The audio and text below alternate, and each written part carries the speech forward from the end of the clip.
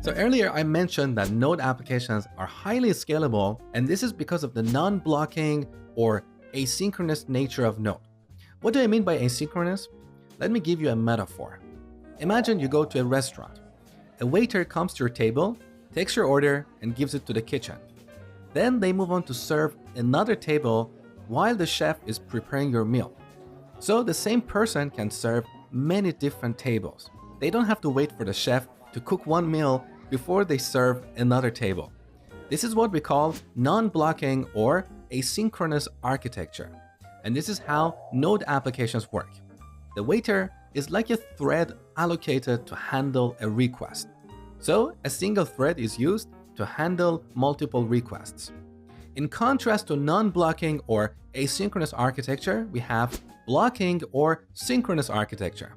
Let's see how that works. So back to our restaurant example, imagine you go to another restaurant, and in this restaurant, a waiter is allocated to you. They take your order and give it to the kitchen. Now they're sitting in the kitchen waiting for the chef to prepare your meal. At this time, they're not doing anything else. They're just waiting. They're not going to take an order from another table until your meal is ready. This is what we call blocking or synchronous architecture. And that's how applications built with frameworks like ASP.NET or Rails work out of the box.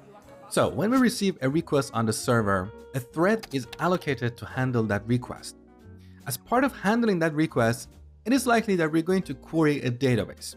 And as you know, sometimes it may take a little while until the result is ready. When the database is executing the query, that thread is sitting there waiting. It can't be used to serve another client. So we need a new thread to serve another client. Now imagine what would happen if we have a large number of concurrent clients. At some point, we're going to run out of threads to serve these clients. So new clients have to wait until 3 threads are available, or if we don't want them to wait, we need to add more hardware. So with this kind of architecture, we are not utilizing our resources efficiently. This is the problem with blocking or synchronous architecture, and as I explained, that's how applications built with frameworks like ASP.NET work by default. Of course, in ASP.NET, it is possible to use asynchronous architecture, but you will have to do extra work for that. In contrast, Node applications are asynchronous by default, so you don't have to do anything extra.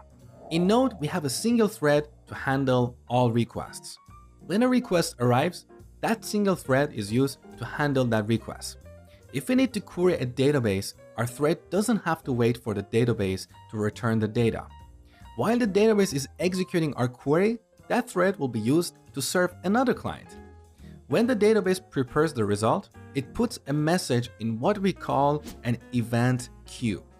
Node is continuously monitoring this queue in the background. When it finds an event in this queue, it will take it out and process it. This kind of architecture makes Node ideal for building applications that include a lot of disk or network access. We can serve more clients without the need to throw in more hardware. And that's why Node applications are highly scalable. In contrast, Node should not be used for CPU-intensive applications like a video encoding or an image manipulation service. In this kind of applications, we have a lot of calculations that should be done by CPU and few operations that touch the file system or the network. Since Node applications are single-threaded, when performing the calculations to serve one client, other clients have to wait. And that's why Node should not be used for CPU-intensive applications. It should only be used for building data-intensive and real-time applications. Okay, enough theory. Next, I'm going to show you how to install Node and build your first Node application.